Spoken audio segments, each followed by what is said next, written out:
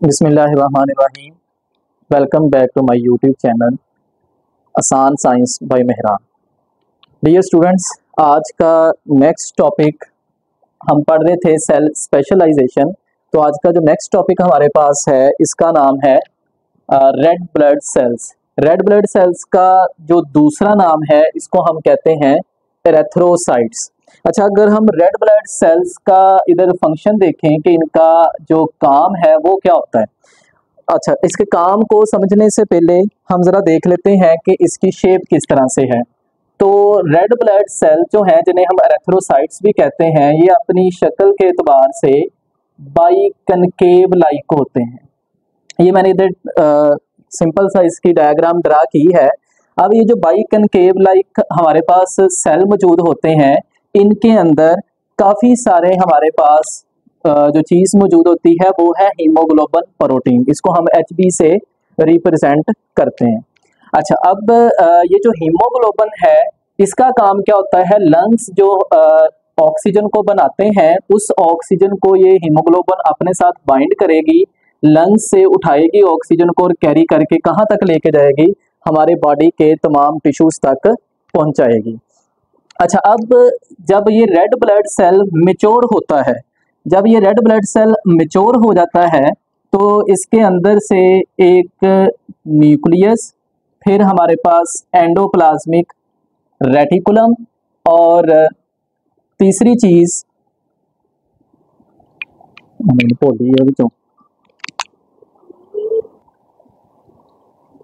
बिस्मिल्लाहिर्रहमानिर्रहीम।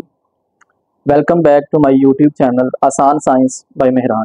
Dear students, हम cell specialization को पढ़ रहे थे, तो आज उसी से रेलिवेंट हमारा जो नेक्स्ट टॉपिक है इसका नेम है red blood cells. Red blood cells का दूसरा नाम एरेथ्रोसाइट्स है, इसको हम एरेथ्रोसाइट्स भी कहते हैं।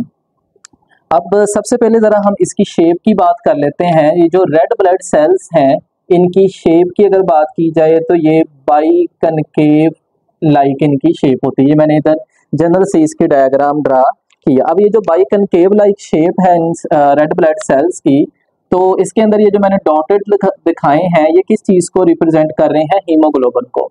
तो इनके सेल्स, रेड ब्लड सेल्स के अंदर हीमोग्लोबिन मौजूद होती है। अब इस हीमोग्लोबिन का फंक्शन क्या होता है कि लंग्स जो ऑक्सीजन बनाते हैं, उस ऑक्सीजन को ये कैरी करते हैं और अपने साथ बाइंड करते हैं, और कैरी करते हुए ये बॉडी के दूसरे हिस्सों तक ऑक्सीजन को लेके जाते हैं। तो इसको हम कहते हैं कि हीमोग्लोबिन जो है ये ऑक्सीजन को कैरी करती है, लेके जाती है एक जगह से दूसरी जगह। अच्छा, अब ये जो रेड ब्लड सेल जब मैच्योर होते हैं तो इनके अंदर जैसे कि न्यूक्लियस, फिर इसी तरह से एंडोप्लाज्मिक रेटिकुलम और तीसरी चीज माइटोकॉन्ड्रिया, ये जो तीनों इनके अंदर ऑर्गेनेलीज हैं, ये क्या हो जाती हैं, रिमूव हो जाती हैं। जैसे ही सेल मैच्योर होगा तो ये तीनों ऑर्गेनेलीज इसके अंदर से खत्म हो जाएंगी। अब ये खत्म क्यों होंगी, जब ये सारी ऑर्गेनेलीज कहाँ पर मौजूद है, इस सेल के अंदर मौजूद है।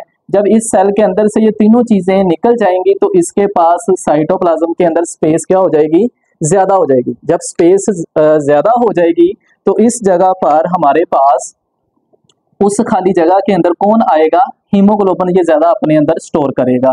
जब हीमोग्लोबिन ज्यादा होंगे तो इस तरह का जो रेड ब्लड सेल जिसके पास हीमोग्लोबिन ज्यादा है वो ज्यादा ऑक्सीजन को कैरी भी करेगा। तो ये इसके फायदा होता है। अब इसके बाद जो हमारे पास नेक्स्ट सेल स्पेशलाइजेशन का सेल है, इसका नाम है लिवर सेल।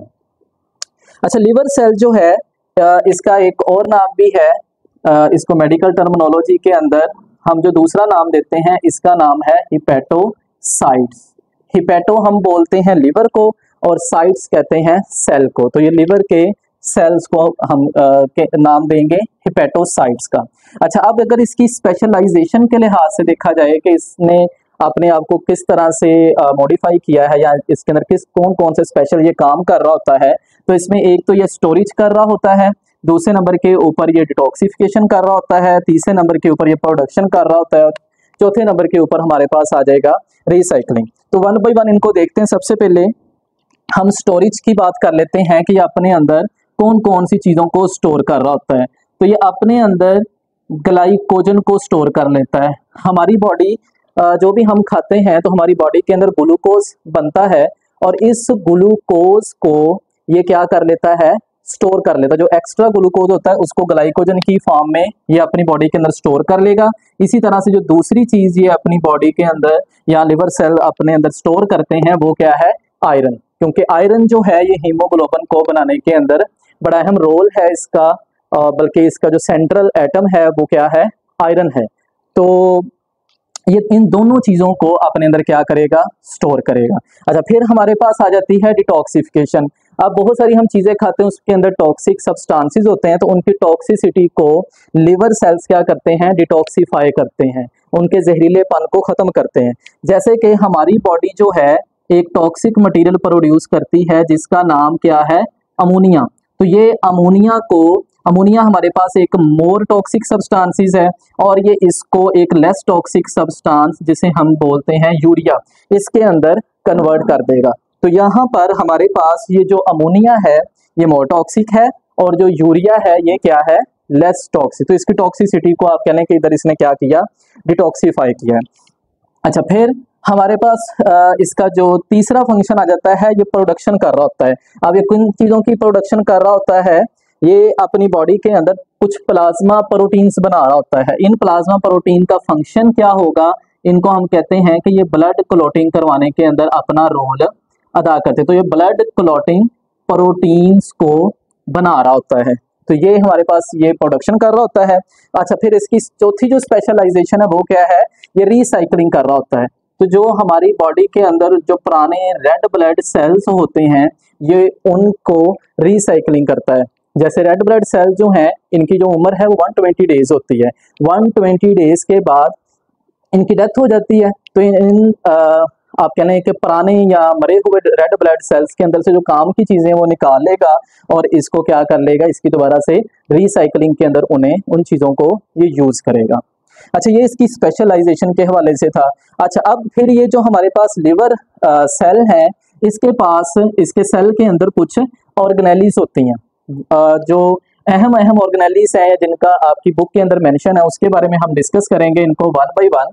अच्छा, अब इसके अंदर जो हमारे पास सबसे पहली ऑर्गेनेली आ जाती है ये है न्यूक्लियस।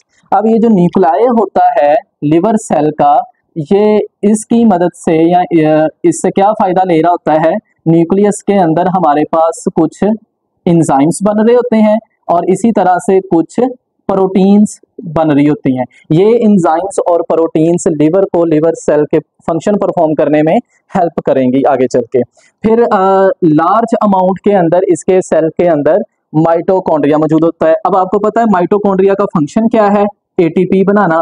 तो ये एटीपी की सिंथेसिस के अंदर लिवर सेल्स की क्या करेंगी, हेल्प करेगी माइटोकॉन्ड्रिया। फिर इसी तरह से इसके पास एक और ऑर्गेनेली काफी ज्यादा मिकदार में मौजूद होती है, वो क्या है, स्मूथ एंडोप्लाज्मिक रेटिकुलम।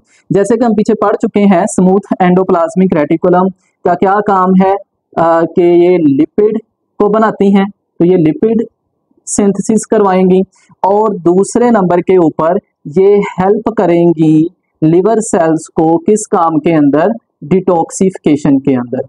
डिटॉक्सिफिकेशन अभी हम पीछे इस चीज को देखा है, ये कैसे डिटॉक्सिफाई करता है। तो ये डिटॉक्सिफिकेशन करने के अमल में smooth endoplasmic reticulum liver cells को हेल्प कर रही होती हैं। फिर इसके पास एक और ऑर्गेनेली काफी लार्ज अमाउंट के अंदर मौजूद होती है और ये इसका नाम है पेरोक्सीसोम। पेरोक्सीसोम्स जो है ये ऐसे एंजाइम्स बनाएंगे जो कि हमारी बॉडी के अंदर पाए जाने वाले टॉक्सिक सब्सटेंसेस को न्यूट्रलाइज करेंगे। इनके जो एंजाइम्स हैं इनका काम क्या होता है, न्यूट्रलाइज करना। किस चीज को न्यूट्रलाइज करना, टॉक्सिक सब्सटेंसेस को।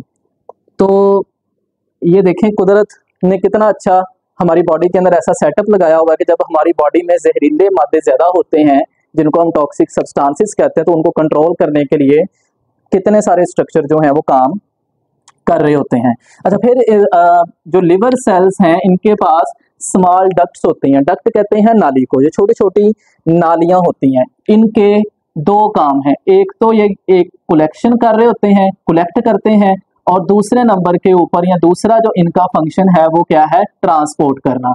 अब ये कौन सी चीज को कलेक्ट और ट्रांसपोर्ट करेंगे, जितनी भी सिक्रीशंस प्रोड्यूस करेगा लिवर सेल जो भी सिक्रीशंस प्रोड्यूस करेगा इसको ये ना सिर्फ कलेक्ट करेंगे बल्कि इसको ट्रांसपोर्ट भी करवाएंगे। और ये जो सिक्रीशंस हैं इनको ट्रांसपोर्ट करके ये कहाँ लेके जाएंगे, ये बाइल डक्ट के अंदर लेके जाएंगे, जहां से फिर बाइल डक्ट के थ्रू, या ये जो बड़ी नाली है बाइल डक्ट जिसे हम कह रहे हैं, ये आगे बाइल ने जहां पर स्टोर होना होता है वहां तक इसको ये डक्ट लेके जाएगी। तो डियर स्टूडेंट्स, ये था आज का लेक्चर। आई होप कि आप लोगों को समझ आई होगी। हमारे चैनल को लाजमी लाइक्स, शेयर और सब्सक्राइब करिएगा। नेक्स्ट लेक्चर में मिलते हैं। Thank you. अल्लाह हाफिज़।